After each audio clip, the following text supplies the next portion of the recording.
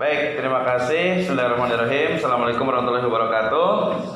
Terima kasih untuk Ustadz Asep Ahmad Firdaus. Oke, menarik sekali. Ya, walaupun simple, sederhana, tapi mungkin ini menjadi satu masalah juga di masyarakat tadi ya. Nah, yang saya kepikirkan tadi itu adalah harus ada terjun ke masyarakatnya nih. Sebenarnya nih, maksud saya itu biar nanti silaturahmi juga dengan tokoh-tokoh, ya, tokoh-tokoh agama yang tidak membolehkan itu secara tunai.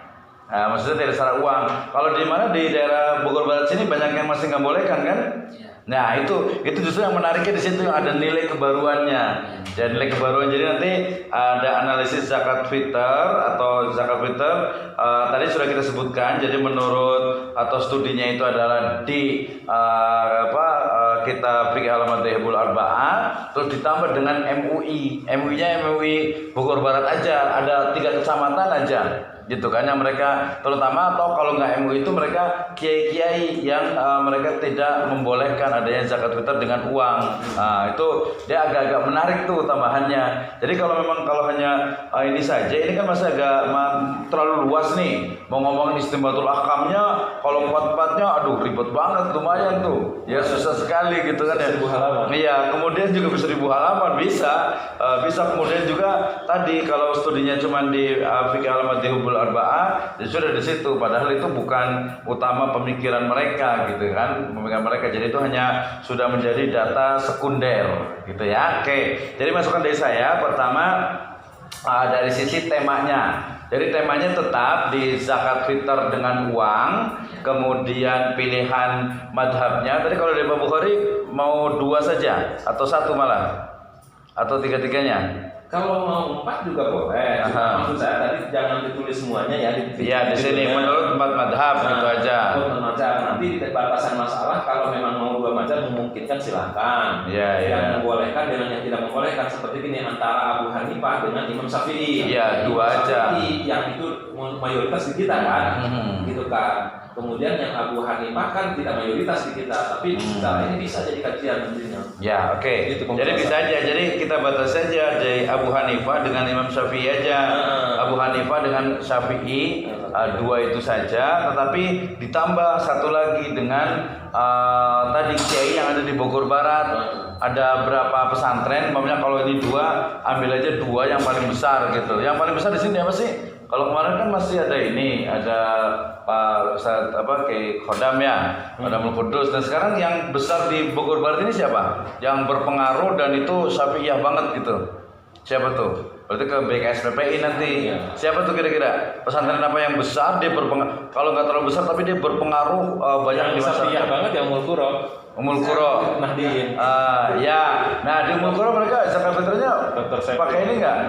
Kalau Dr. Saiful kan bukannya itunya, rektornya. Ya, rektornya. Ya maksudnya ya, Kiai Helmi di situ. Kiai Helminya. Nah, Kiai Helminya berarti itu 1. Yang satunya lagi yang besar. Yang besar, tapi dia yang punya keyakinan bahwa zakat fitr itu nggak boleh pakai uang, harus pakai ini, harus pakai beras gitu. Sebenarnya ada Kiai Mahmud Jawabi, tapi dia karena di MUI dan komisi fatwa, karena MUI sudah memfatwakan bolehkan. Dia walaupun NU banget, tapi dia boleh gitu ya.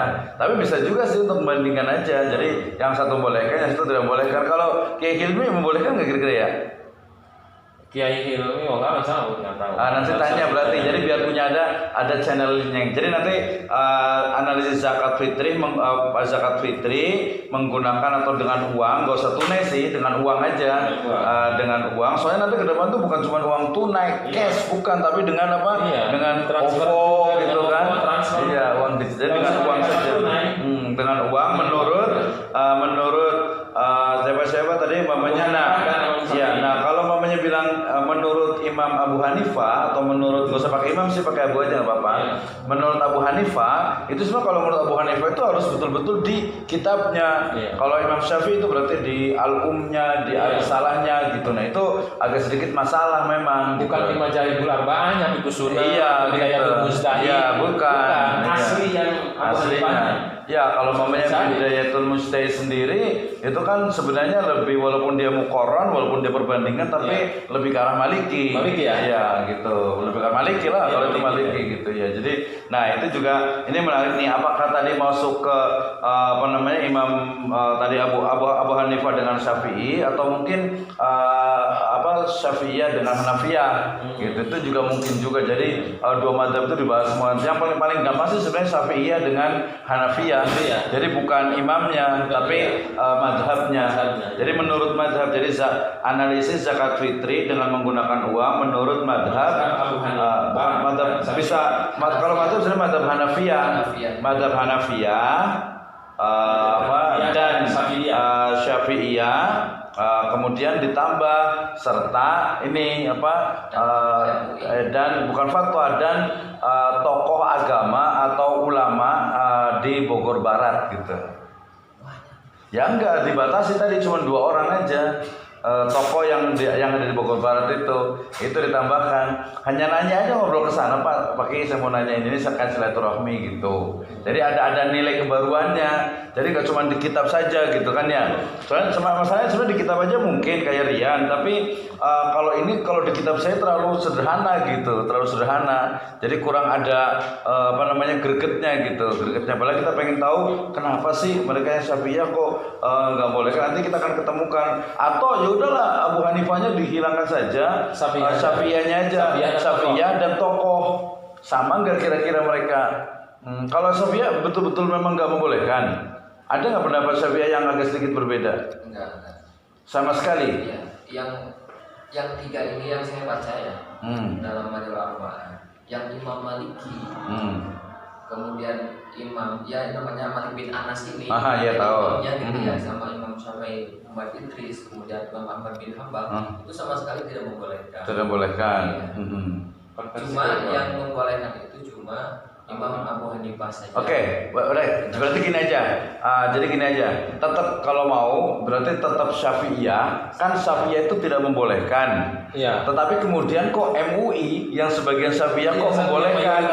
Kenapa gitu? Itu juga menarik tuh. Jadi nanti bukan Fatwa tapi Majelis Ulama Kabupaten Bogor aja. Biar nanti bisa ke sana ke Cibinong. Kita dekat ke kota atau ke kabupaten MUI-nya? Kabupaten ini Mas. Ya tahu kabupaten, tapi kalau sebenarnya kalau jarak kan Cibinong dengan kota kan deketan kota. Ada yang kenal nggak di MUI? Ada perbedaan pemikiran gitu ya. Ya nggak apa-apa, justru biar kenal, biar kan soal ulama, oke. Yang ketua fatwanya ini kan Pak Kiai Makmur Jawawi. Iya kan Bogor Barat kan? Oh ya udah itu aja. Jadi itu bisa sebagai perwakilan. Ya tapi nanti ke Kiai Mukri juga lah. Iya ke Parung kan deket tuh, Mukri Haji. Nah, itu bisa ngobrol. Jadi itu aja. Jadi Syafi'iyah itu nggak membolehkan, tapi kemudian kok MUI yang harusnya dia Syafi'iyah kok jadi membolehkan? Alasannya apa? Itu menarik tuh iniannya. Jadi masyarakat itu tidak terinikan gitu. Tuh ya, jelas ya. Nah, oke. Kemudian dari sisi penulisan, pertama diajukan. Ini banyak sekali kata-kata di itu yang disambungkan. Diajukan, itu D-nya itu disambung, A-nya kecil. Ya, kemudian Magister Ekonomi Syariah dalam kurung ME. Ya, kemudian program studinya udah benar. Kemudian yang di halaman 1 ini ada kata-kata sodakoh, sebaiknya pakai A saja karena sekarang itu penulisan baku itu sodakoh aja. Ya, totowu juga pakai A saja. Kemudian ini nggak ada referensinya. Di masa itu dipisah, dibayarkan itu disambung. Kemudian Shallallahu Alaihi Wasallam itu konsisten ya, jangan besar kecil. Yang baku memang ini sih S besar, A titik besar, A dengan W itu yang baku. Gitu. Tapi kalau mau biar halamannya banyak pakai lengkap juga lebih bagus. Shallallahu Alaihi Wasallam semuanya gitu. Itu lebih bagus malah, jadi nggak SAW begini ya. Arab kan? Iya. Kalau pakai Arab 1 juga boleh kecil. Itu boleh. Itu lebih enak aja. Jadi kalau SAW itu agak ini. Oke. Terus referensi ini halaman 1 nggak ada referensi sama sekali. Padahal sedekah ini dihitung amal soleh bagi siapa yang memeluk agama Islam. Nah itu harus ada referensinya. Ini belum ada nih halaman 1. Terus tadi betul secara referensi kita pakainya body note ya. Jadi pakai body note bukan pakai foto, berarti ini diganti. Kemudian ini tadi yang saya bilang di konten itu ada belum pernah terjadi masalah sedikit pun terkait zakat fitar. Ini perlu direferensi. Kemudian di paragraf kedua itu ada keadaan ini telah terus berlangsung sampai Rasulullah SAW wafat.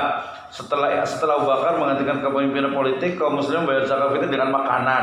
Berarti jangan pakai setelah gitu ya. Memang sampai Abu Bakar, Umar, Utsman, ya, Ali gitu ya. Itu memang semua juga pakai makanan gitu. Jadi gak usah pakai keadaan itu berlangsung sampai Rasul. Seolah-olah itu sampai Rasul doang, setelah Abu Bakar menggantikan ganti, enggak, padahal tetap aja masih makanan. Jadi dari sisi rasa bahasanya itu enggak tepat ya.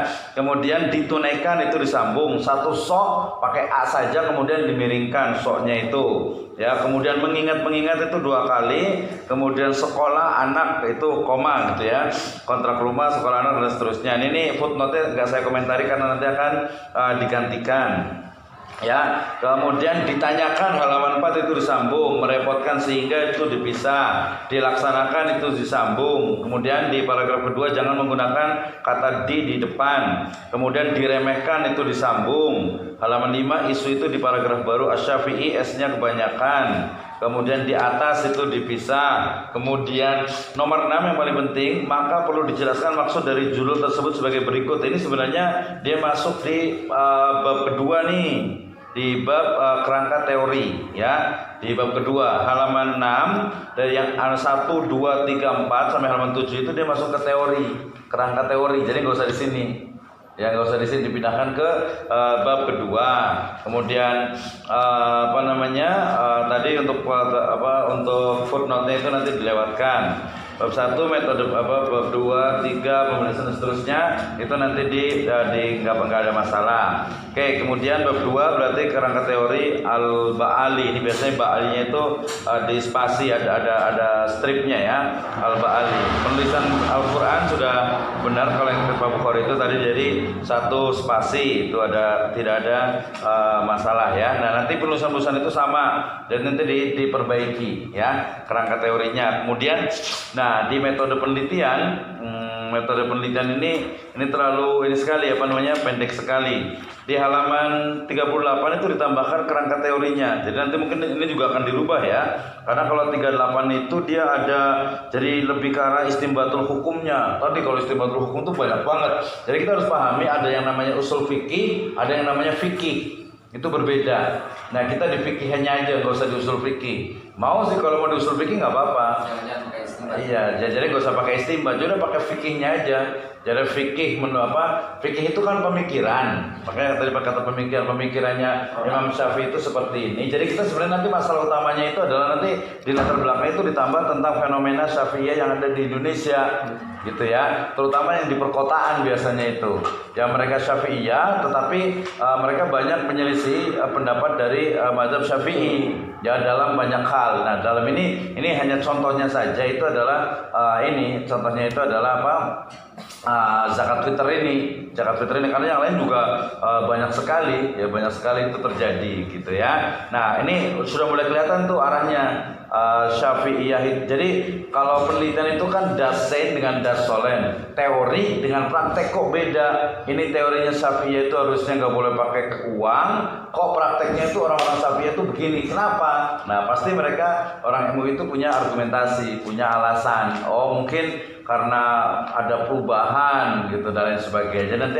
Nanti bisa menggunakan teori perubahan sebenarnya itu. Oke. Nah, zakat fitrnya. Nah, kalau seperti itu berarti di latar belakang itu, di konten ini di latar belakang itu ditambahkan dengan tadi fenomena Syafi'iyah, kemudian juga referensinya memang ini perlu ditambahkan lagi nih. Ada beberapa itu. Oke. Nah, kemudian saya langsung ke metode penelitian. Ya, di metode penelitian ini kan sedikit sekali ya, cuma beberapa halaman ini.